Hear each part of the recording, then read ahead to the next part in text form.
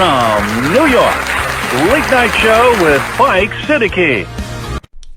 السلام علیکم صاحبوں.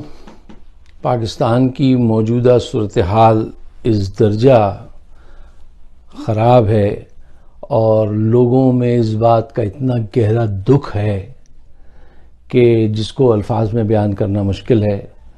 مجھے مسلسل ایسے میسیجز، کمنٹس اور فون کالز آ رہی ہیں جن میں لوگ باقاعدہ رونے لگتے ہیں، بآواز بلند رو رہے ہیں. وہ کہتے ہیں یہ پاکستان کے ساتھ باجوہ صاحب نے کیا کر دیا.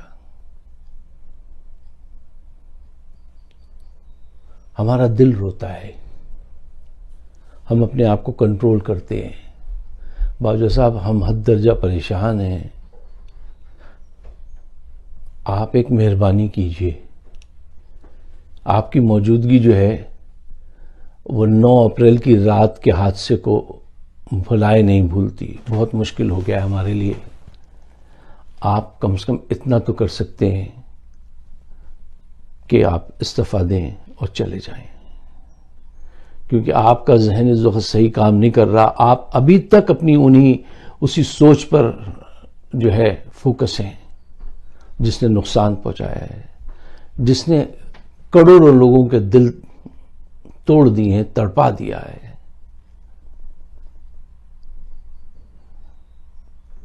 کل ایک خاتون کا فون آیا، وہ ایسے بلک بلک کر رو رہی تھیں اور کہہ رہی تھیں فائق صاحب ہمیں ہمارا عمران خان واپس لا دیجئے، جیسے ان کا بچہ کھو گیا ہے، اس کی تلاش ہے. پاکستان سے لوگ اس درجہ محبت کرتے ہیں، یہ جان کے خوشی بھی ہے اور ان حالات پہ افسوس بھی ہے. اب باجوہ صاحب کو پہچاننا چاہیے کہ نہ تو انہوں نے اپنی غلطی کو تسلیم کیا، نہ ہی انہوں نے اب تک ریزائن کیا، اور ذہنی طور سے بھی وہ اپنی ذہنی حالت کو نہیں بدل رہے. دیکھیے، ایک اسٹیٹ آف مائنڈ ہوتا ہے جس میں حادثہ ہو جاتا ہے، اس کا سلوشن آپ اس اسٹیٹ آف مائنڈ کے ساتھ نہیں ڈھونڈ سکتے جو حادثہ ہوتے وقت آپ کے ذہن کی حالت تھی. آپ کے ذہن کی حالت کو بدلنا پڑتا. آپ اپنی ذہن کی حالت کو نہیں بدل رہے اور روز بروز معیشت خراب ہو رہی ہے، اور عمران خان کا دکھ اتنا گہرا ہو رہا ہے کہ سمجھ میں نہیں آ رہا کہ آپ کے ساتھ اور کیسے بات کی جائے.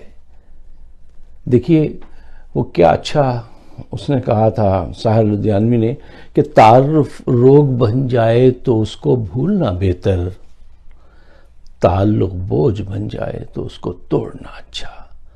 ہمارا آپ کا سفر یہیں تک تھا جو 9 اپریل پہ جا کے ختم ہو جاتا ہے. اب آپ کی موجودگی جو ہے وہ ایذا رسانی کا کام کر رہی ہے. آپ کی سوچ بھی، آپ کی موجودگی بھی. آپ کو اب چلے جانا چاہیے. اب turn of the light, party is over. آپ کا عہد ختم ہو گیا. یہ سوچا بھی نہیں جا سکتا تھا، یہ وہم میں بھی نہیں آ سکتی تھی یہ بات کہ آپ عمران خان کے ساتھ پیرالل گورنمنٹ اپنا حکم چلا رہے تھے اندر ہی اندر، اور اس کو اٹھا کے باہر کر دیا. خود آپ اندر بیٹھے ہیں اور لوگ رو رہے ہیں، بلک بلک کے سسک کے رو رہے ہیں کہ ہمارے ملک کے ساتھ کیا ہو رہا ہے. سمجھ میں نہیں آتا کہ آپ جیسے لوگ جو ہیں وہ اتنے اعلیٰ عہدے پہ کیسے پہنچ جاتے ہیں. کیا کوئی سسٹم نہیں ہے ملک میں کہ وہ یہ چیک کر سکے کہ ہمارا سپریم کمانڈر جو ہوگا وہ اس کی ذہنی استطاعت ایسی ہوگی؟ کوئی سسٹم میں ہی شاید ہمارے اپنی خرابی ہے.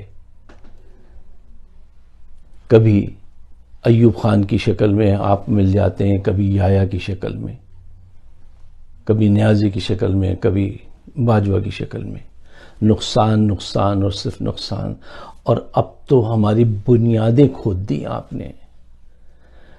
آپ نے وہ کیا ہے کہ جس کا تصور کوئی بھی صحیح دماغ شخص کر نہیں سکتا.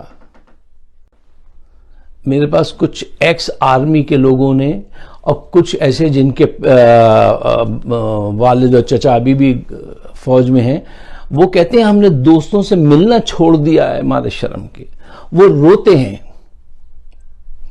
ایک صاحب نے کل کمنٹس میں لکھا تھا، فائق صاحب میں روز روتا ہوں.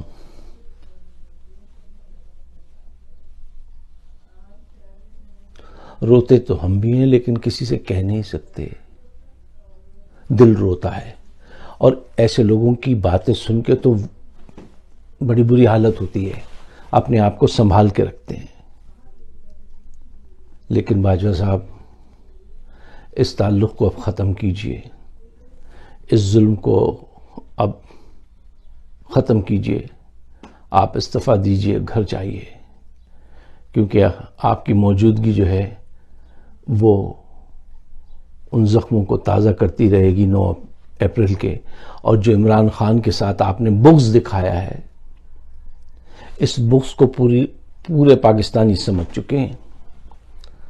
اب ہم نے اپنی آنکھوں سے دیکھا ہے کہ آپ نے کس طرح کرپٹ لوگوں کو لا کے، اور جب آپ کرپٹ آدمی کو جا کے یہ کہتے ہیں سر مسٹر پرائم منسٹر، تو شرم سے ہم تو ڈوب مرتے ہیں.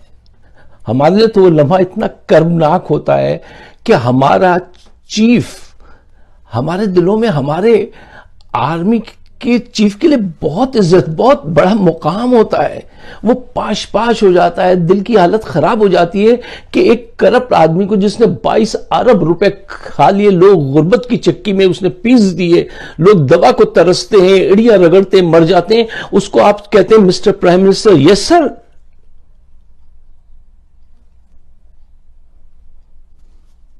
کتنا دکھ پہنچائیں گے آپ؟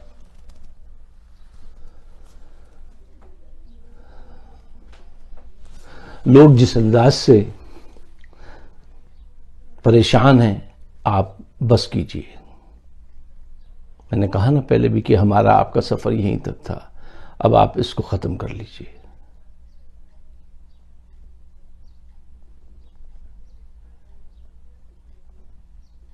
پاکستان کے ساتھ اتنا برا ہوگا یہ کبھی نہیں سوچا تھا.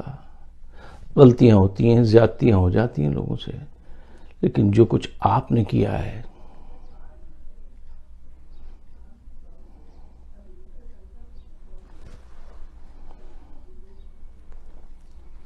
بس بہتر یہی ہے کہ آپ استعفیٰ دے دیجئے اور کوئی نیا ذہن آئے جو اس اسٹیٹ آف مائنڈ میں نہ ہو جس اسٹیٹ آف مائنڈ میں آپ ہیں، اور پاکستان کو اللہ تعالیٰ عمران خان کی قیادت میں لے کے آگے نکل سکے. اب آپ نے ان گنڈوں کو لگایا اس کے پیچھے. وہ پاکستان کی بقا کی بات کرتا ہے، نہ اس کو شہرت چاہیے نہ اس کو پیسہ چاہیے، سب کچھ اس کو مل چکا تھا. وہ غریب لوگوں کے لیے لڑنے والا انسان ہے. اس کے پیچھے ان بدماشوں کو لگایا ہے جو کھلے عام کہتے ہیں کہ لاہور میں 3-4 بندوں کو شروع میں ہی گرا دینا، مار دینا، قتل کر دینا. یہ آڈیو ہے کہ لاہور سے لوگ باہر نہ نکل پائیں، جا نہ پائیں. اور دوسرے اینڈ کا پولیس آفیسر کہتا ہے ہاں آپ فکر نہیں کریں، ہم ایسا ہی کریں گے. کیا آپ رانا ثناء اللہ کے کردار سے واقف نہیں ہیں؟ ان کی بد کرداریوں کو آپ نہیں جانتے ہیں؟ انہوں نے 14 آدمیوں کو لاہور میں کیسے مارا تھا؟ سرٹیفائیڈ قاتلوں کو آپ لے کر آئے ہیں. یہ تو ایک بحث ہے جس پہ ہم بات کرتے رہتے ہیں. اس وقت بس اجازت دیجئے کہہ کہ لوگ بہت پریشان ہیں. لوگ روتے ہیں، چھپ چھپ کے روتے ہیں، بچوں سے نگاہ نہیں ملا سکتے. ایک خاتون کا کل فون آیا، وہ کہہ رہی میرے بچے جنہوں نے پاکستان نہیں دیکھا وہ بھی مجھے دیکھ کے رونے لگتے ہیں. اب رحم کیجئے، اس تعلق کو بھول جائیے، چھوڑ دیجئے، چلے جائیے.